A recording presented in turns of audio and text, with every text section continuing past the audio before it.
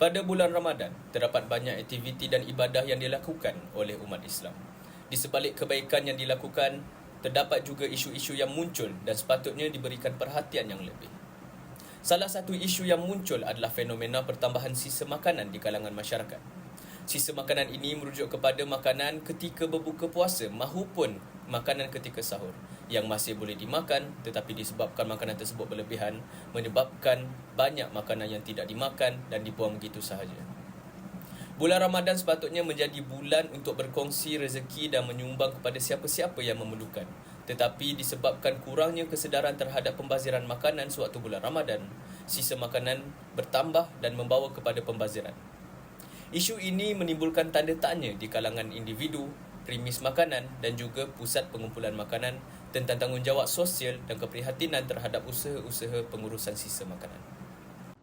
Seterusnya, saya pergi ke permasalahan kajian. Terdapat dua permasalahan kajian dalam isu pembaziran sisa makanan pada bulan Ramadan. Pertama, tidak semua individu mempunyai kesedaran terhadap peningkatan pembaziran makanan pada bulan Ramadan.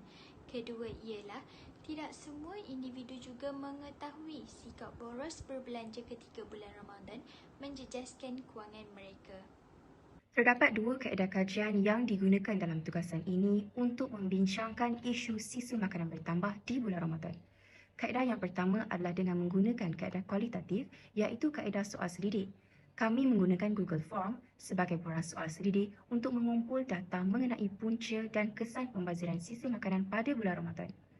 Kami telah mengedarkan borang soal selidik menggunakan Google Form yang diedarkan melalui aplikasi WhatsApp dan Telegram kepada 100 orang responden. Kami melakukan analisis data menggunakan kekerapan, peratusan, graf dan rajah. Selain itu, analisis data juga dibuat berdasarkan skala Likert dengan skor nilai skala ya bersamaan dengan 1, tidak pasti bersamaan dengan 2 dan tidak bersamaan dengan 3. Kaedah kedua yang kami gunakan adalah kaedah kepustakaan. Kami merujuk kepada sumber-sumber seperti buku, jurnal dan laman web untuk melengkapkan dan menyokong kajian ini. Sampel dipilih secara awak daripada penduduk tempatan. Responden dalam kajian ini keseluruhannya seramai 100 orang dari Semenanjung Malaysia, Sabah dan Sarawak. Dalam pada itu, hasil yang telah didapati daripada sampel yang dikaji melalui tinjauan soal selidik yang dijalankan menunjukkan bahawa majoriti responden adalah perempuan 79%, manakala 21% adalah lelaki. Dari segi umur pula, 80% responden berada dalam kategori 20 hingga 25 tahun. 17% berumur di bawah 20 tahun dan hanya 3% berumur 30 tahun ke atas.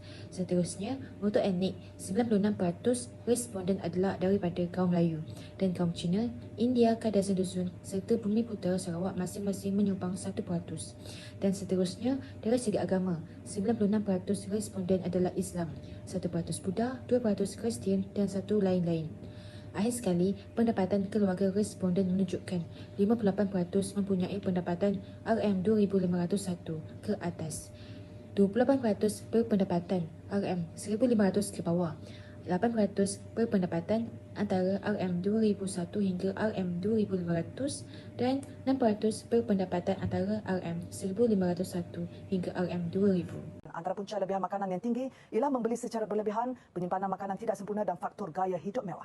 Makanan yang tidak dihabiskan atau yang tidak terjual di bazar-bazar Ramadan merupakan antara penyumbang utama kepada peningkatan kutipan harian sisa pepejal yang dipungut syarikat konsesi alam flora.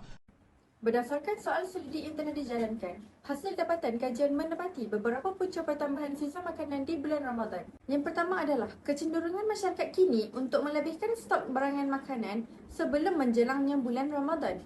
Hal ini selari dengan persetujuan seramai 67% jumlah responden bahawa mereka memilih untuk berbelanja besar bagi menyediakan stok makanan sebagai persediaan awal bulan Ramadan. Seterusnya, sejumlah 63% responden setuju bahawa disebabkan kerisauan stok barangan makanan untuk bulan puasa akan berkurang di pasaran menyebabkan mereka membeli dalam kuantiti yang banyak. Oleh itu, mereka menjangkakan dengan membeli terlebih awal dapat mengurangkan risiko kekurangan stok makanan ketika di bulan puasa. Selain itu, sejumlah 83% responden telah bersetuju bahawa kelonggaran prosedur operasi standard SOP dan sektor ekonomi yang dibuka semula seperti jual beli di bazar Ramadan yang dibenarkan untuk beroperasi semula selepas pandemik COVID-19 menjadi salah satu punca pertambahan sisa makanan pada bulan Ramadan. Di samping itu, 85% daripada responden bersetuju bahawa apabila menjelang waktu berbuka puasa, masyarakat lebih cenderung untuk menyediakan pelbagai hidangan ketika waktu berbuka puasa. Hal ini kerana terdapat tekanan budaya untuk menyediakan pelbagai hidangan sekaligus menyebabkan lebihan makanan yang sering tidak dimakan. Apabila ditinjau, 52% daripada bilangan responden juga turut melihat budaya menyediakan hidangan yang banyak semasa berbuka puasa atau makan malam pada bulan Ramadan adalah satu tradisi. Tambahan pula, 78% responden juga turut mendapati terdapat kegairahan untuk mengaut pulangan yang tinggi terhadap peniaga sekaligus mengakibatkan mereka menyediakan lambakan makanan tatkala mengetahui jumlah pesaing yang tinggi berniaga di tempat yang sama. Akhir sekali, pembaziran makanan juga berlaku kerana terdapat peningkatan iklan dan promosi untuk produk makanan dan juga minuman.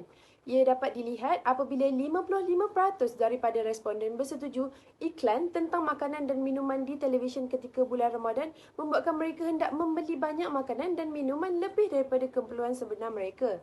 Beralih kepada isu seterusnya, kesan pertambahan sisa makanan di bulan Ramadan telah memberi impak yang negatif kepada diri masyarakat, alam sekitar dan juga negara. Daripada soal selidik yang telah dijalankan, hasil kajian mendapati 78% responden bersetuju bahawa bulan Ramadan telah menjadi bulan yang mencatatkan paling banyak perbuatan membazir makanan.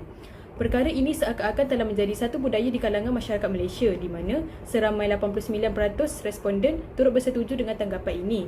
Seramai 81% responden pula bersetuju apabila stok barangan makanan terlalu banyak disimpan di dalam rumah, ia berkemungkinan boleh rosak sekiranya kurangnya kecekapan dalam proses penyimpanan atau pengendalian makanan yang mana akhirnya makanan tersebut perlu dibuang dan kesannya ia akan menambahkan lagi sisa makanan di dalam negara.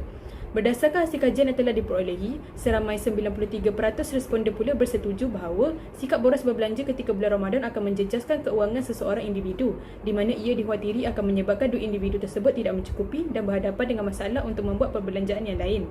Seramai 61% responden pula menyatakan mereka tidak bersetuju untuk berbelanja besar dalam membeli makanan. Ini menunjukkan bahawa masih terdapat individu yang mengambil berat soal perbelanjaan keuangannya. Di samping itu, tabiat pembaziran makanan ini memberi kesan negatif kepada negara. 76% responden bersetuju bahawa kerajaan perlu membelanjakan wang yang banyak untuk menguruskan sisa makanan. Untuk menguruskan sisa makanan, banyak sumber dan proses yang mahal diperlukan. Selain itu, 77 orang bersetuju bahawa pembaziran makanan boleh menjejaskan imbangan dagangan Malaysia. Ini kerana pembaziran makanan boleh meningkatkan harga makanan kerana permintaan untuk bekalan meningkat. Akhir sekali, masalah sisa makanan ini akan memberi kesan kepada alam sekitar dan masyarakat. Kenyataan ini diterima oleh 97% responden. Seterusnya, pembuangan dan perebutan sisa makanan boleh menyebabkan gas rumah kaca yang akan menyebabkan pemanasan global. Sebanyak 78 responden bersetuju dengan kenyataan ini. Satu faktor menyumbang kepada pemanasan global adalah peningkatan jumlah gas rumah kaca. Bulan Ramadan disambut penuh kesyukuran oleh umat Islam di seluruh dunia. Bagi umat Islam, bulan ini ialah bulan ibadah. Namun, kemeriahannya tidak kurang juga diraikan oleh masyarakat bukan Islam yang menantikan pembukaan bazar Ramadan bagi mendapatkan pelbagai juadah menarik. Dalam kegairahan itu, pastinya perlu diingatkan kepada semua pengguna dan peniaga untuk tidak melakukan pembaziran makanan. Berikut adalah langkah-langkah yang boleh dilakukan oleh orang ramai untuk mengelakkan pembaziran. Yang pertama adalah dengan mengasingkan makanan kering dan basah. Pengasas bersama What a Waste, Alvin Chan berkata, cara paling mudah untuk peniaga memastikan kualiti makanan terjamin adalah dengan mengasingkan bahan kering dan basah dalam makanan yang dijual. Selain itu, ia juga memberi manfaat kepada pengguna untuk mengawal sendiri jumlah sebahagian yang diingini dalam makanan mereka. Seterusnya adalah dengan bersikap sensitif ketika membeli makanan. Alvin juga berkata, pembeli perlu memastikan makanan dan minuman yang dibeli mestilah sesuai dengan keperluan. Selain itu, pastikan makanan yang dibeli adalah bersih dan selamat. Kita perlu ada barangan yang ingin dibeli. Jangan hanya kerana tidak mahu ketinggalan promosi yang baik, kita berbelanja tanpa perancangan yang rapi, katanya. Dalam pada itu, kita juga perlulah memikirkan nasib orang miskin. Alvin turut berpendapat, sikap prihatin terhadap nasib keluarga kurang bernasib baik boleh memastikan kita sentiasa sedar untuk tidak melakukan pembaziran dalam pelbagai bentuk. Saya gunakan analogi. Tabiat membuang makanan ini seperti mencuri dan merompak makanan daripada meja orang miskin. Harap dengan pemikiran ini menjadikan kita lebih menghormati makanan yang kita ada, ujarnya. Lanjutan daripada itu, rancangan makanan yang dijual mengikut permintaan. Sementara itu, pengurus korporat, komunikasi dan komuniti The Lost Food Project, Nadia Rashid berkata, peniaga perlu menilai jumlah sisa makanan dan bukan makanan yang dihasilkan pada satu-satu hari. Seterusnya, mereka perlu merancang kuantiti bahan dihasilkan pada hari lain dengan menyesuaikan kepada permintaan pengguna. Akhir sekali, peniaga perlu menggalakkan pengguna bawa bekas makanan sendiri. Beliau juga berkata, peniaga perlu menggalakkan pelanggan untuk bawa guna pakai bekas makanan dan alatan makanan sendiri untuk mengurangkan sisa buangan. Katanya, kalau kita tak sentuh kepada sisa makanan dan rujuk kepada sisa secara umum, boleh galakkan pengguna bawa beg plastik sendiri dan bekas makanan sendiri. Kesimpulannya adalah penting untuk kita bertanggungjawab atas apa yang kita lakukan apabila kita menangani sisa makanan. Mari kita manfaatkan peluang ini untuk mencerminkan, berkongsi dan bertindak bersama untuk mengurangkan jumlah sisa makanan yang dibuang. Oleh itu, kita mempunyai keupayaan untuk mewujudkan perubahan yang benar-benar bermanfaat untuk kedua-dua alam sekitar dan kualiti hidup individu.